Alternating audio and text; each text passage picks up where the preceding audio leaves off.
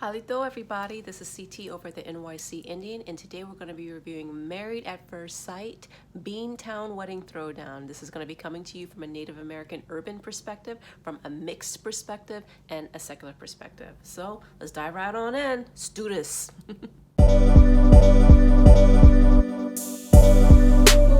So we start off with Noe and Steve. It's time for them to get married. They walk down the altar. The look on both of their faces looks pretty genuine. They seem to be into each other, at least physically. And they talk a little bit at the altar. His vows were a little bit silly in the beginning. I'm like, okay, all right, it's okay. I'm just still a little bit upset that, he ain't got no job. But he gives her, this ring pop and stuff like that. And she wrote like really beautiful vows. I usually kind of, will skip a little bit more through some of that, but that was actually kind of nice. So they leave the altar and, they talk a little bit afterwards. And it just seems like at least, do we have hope with one couple? I mean, let's hope, right? Let's be positive. All right, I have to talk myself into this. I need to be positive, all right? But I'm still worried about that job situation because, well, we'll get to that later, but I'm still worried about that. But they seem to genuinely like each other. So that was a good first meeting. And, we don't always get to see those on Married at First Sight. So it was pretty nice. So now we get to our final couple to get married, and that's Alyssa and Chris. So they're about to have their ceremony. She's having a drink. She's just a bundle of nerves, of course, right? And then she starts dropping bombs on us about how he better be cute. Now, she didn't just say it once. She was like, I'm here for the process, but he better be cute. And he better be tall and tan and scruffy.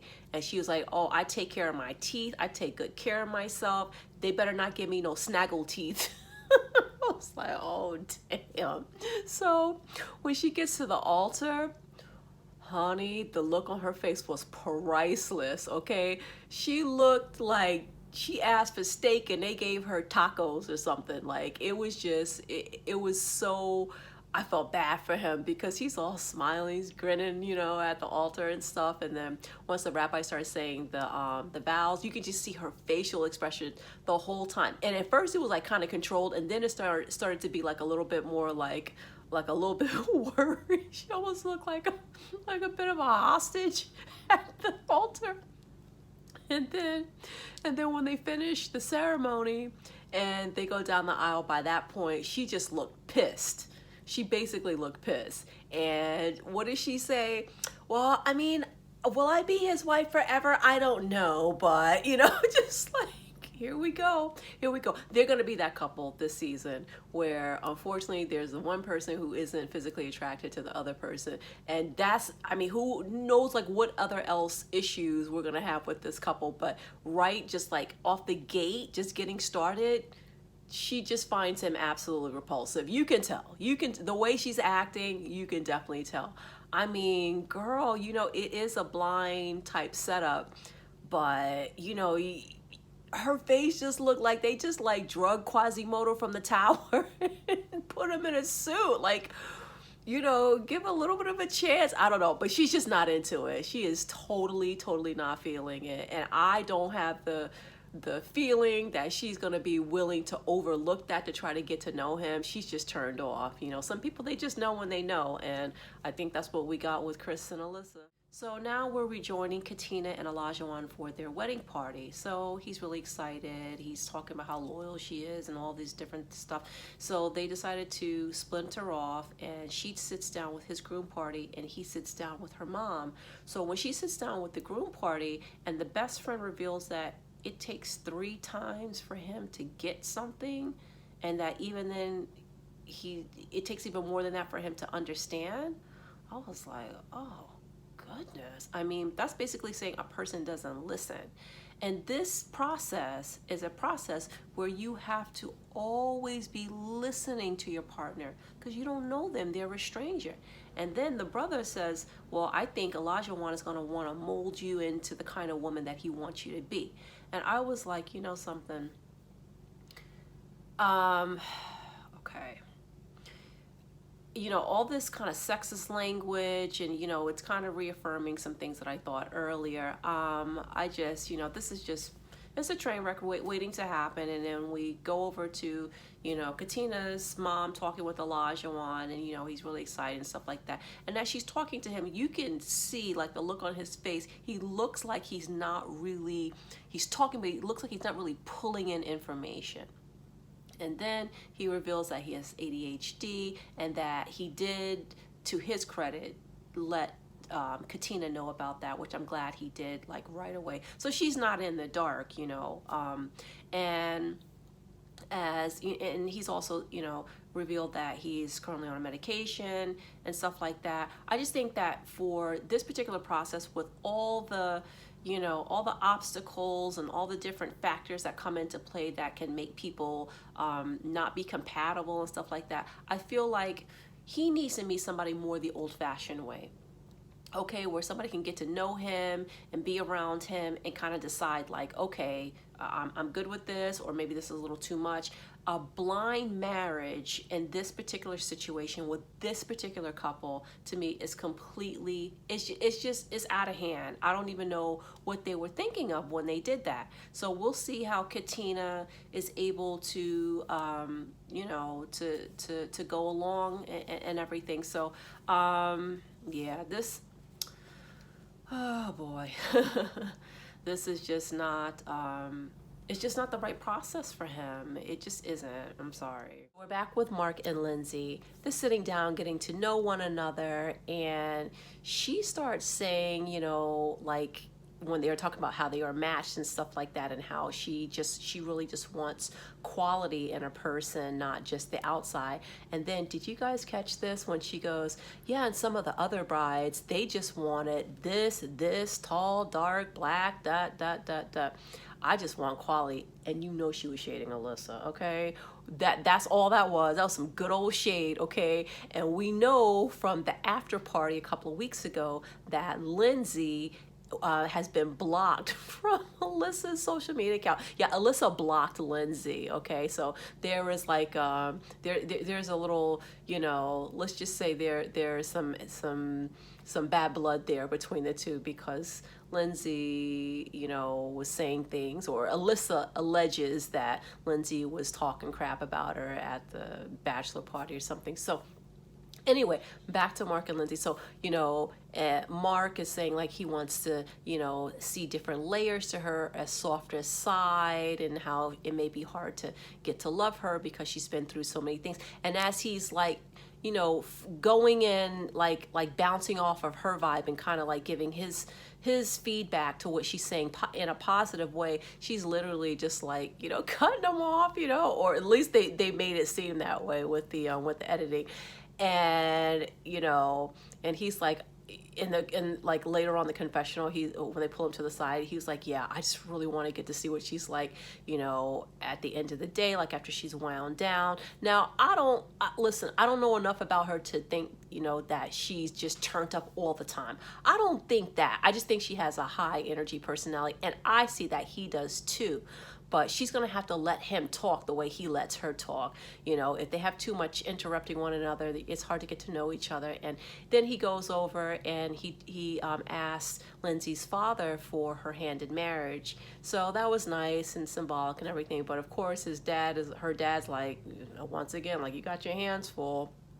So I got to see these two in a regular environment, where not everybody's drinking. We're not doing all these, you know, celebratory, you know, events. I just want to see them in a regular day-to-day situation and see how it goes. I'm just still hoping that they can balance each other out. And I'm hoping that the drinking is not going to be like a regular everyday thing. As of right now, I don't think that, you know, though we saw some clips that were quite disturbing. I'm just hoping that that's not going to be the case. I just want to see them interact more before I can really form an opinion. I mean, I hope they can work out. We'll see. We'll see.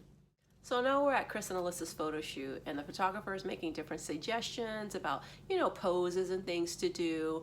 And basically, Alyssa's like this. Okay, like, get away from me. She lets him know flat out, I don't like, I'm not a touchy-feely person, you know, basically like keep your distance. I mean, she may as well had a mouthful of glass, you know, while she was doing that photo shoot. So then when they switched over to the scene where they're sitting at the table,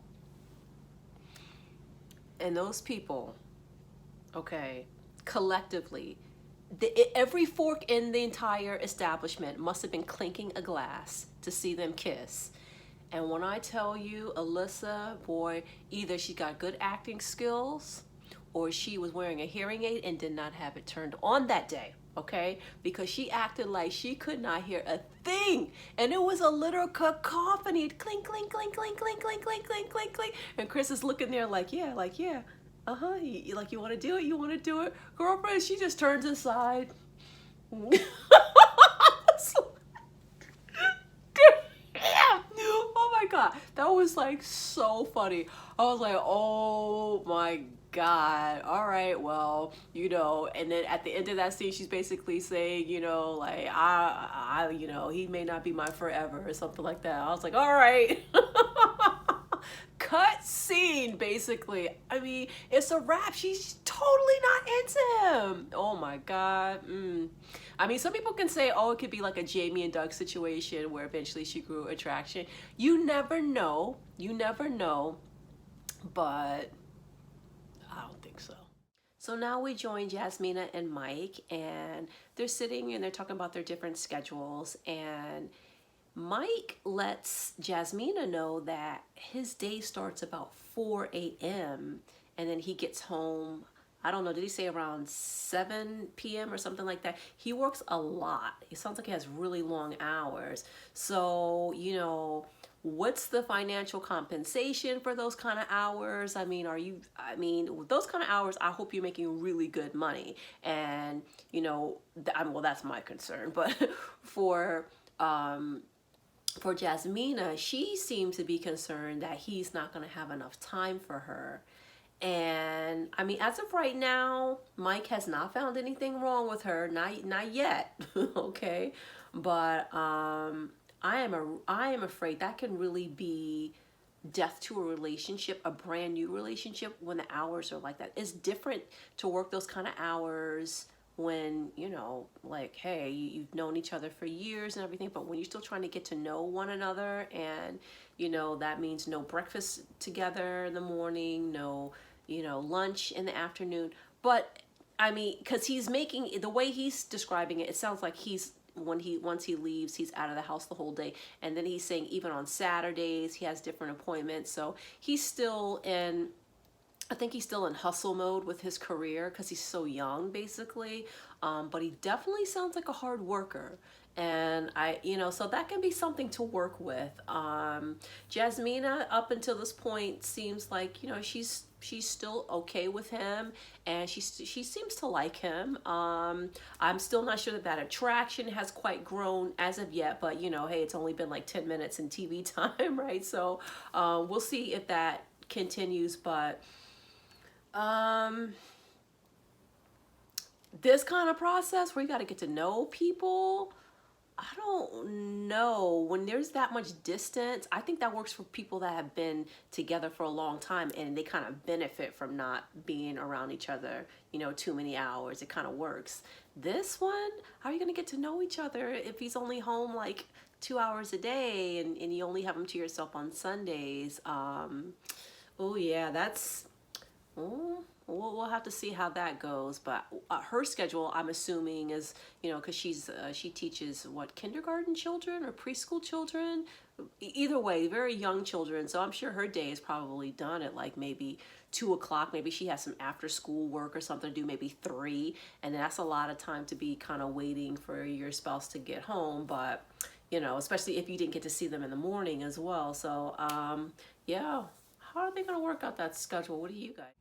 So Steve and Noi, they have had their ceremony, the families have met, everything seems to be going well, and then she meets him over by the side and presents him with a gift. And basically it's I guess, a Laotian traditional wedding attire for a man. It looked like a sash, and it was really nice. So, you know, he acquiesced, you know, happily, and, you know, they looked really nice together and everything. But what I found was interesting was her brother.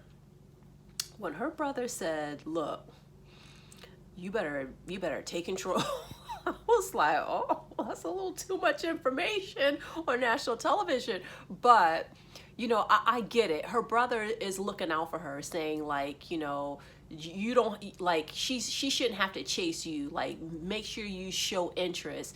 And that's probably because her brother has insight into her previous relationships and wants to make sure that she gets a guy that is going to make her feel needed and make her feel wanted and things like that. And you know, there is a little, you know, there is that nice little chase thing that can happen in relationships. Just depends on how your particular relationship is set up. And I thought, you know, I hope Steve is taking notes, because this is some pretty valuable information. We don't always get that kind of personal in-depth information from the families, like, you know, this is the key right here, like, make sure, you know, blah blah blah blah.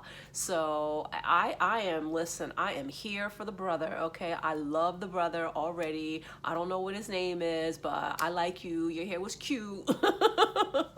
But yeah, that was like their little exchange that they had. But I you know, I like to see people bringing their culture into things, and letting the person know, hey, listen, this is the background that I come from, so, you know, you're marrying into this, you know, not necessarily I'm leaving something behind to join you, but we're joining things together, as well as you bring in your own cultural things. So I thought that was really beautiful. I'm kind of enjoying seeing some, you know, some of this like Asian diversity on Married at First Sight. I do think I think, you know, I mean, it's well overdue, hello, but I think it's a nice, I think it's a nice change, you know, something to kind of, you know, show a little bit more about the different communities that are living in the cities that they film in. So.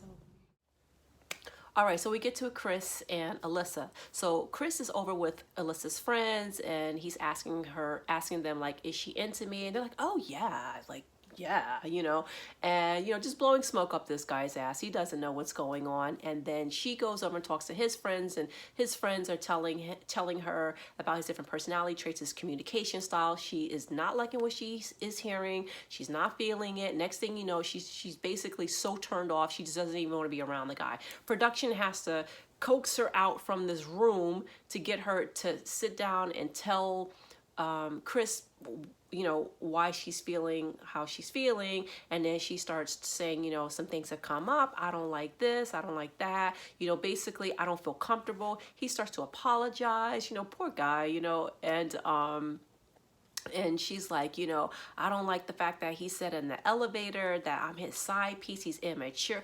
He is just not the type of guy that she would normally date. And I think that, like, when she was on camera and she was like literally pressing in her tear ducts so she would not cry and mess up that makeup job, she's thinking to myself, oh my God, this is like a typical Boston guy, and that's what I didn't want. That's what I was getting from her. I don't know if I'm right about that or not, but that's what I was getting from her. So then they go over to all the other couples, and they're all, you know, in their little, you know, marital suites and stuff like that. So, all right, let's get to the good part. Forget all the rest of this. Consummation predictions. All right. Olajuwon and Katina, I definitely think that's going down. All right. So we got that one. Yasmina and Mike, I don't think that's going to go down. Let's go to the next one.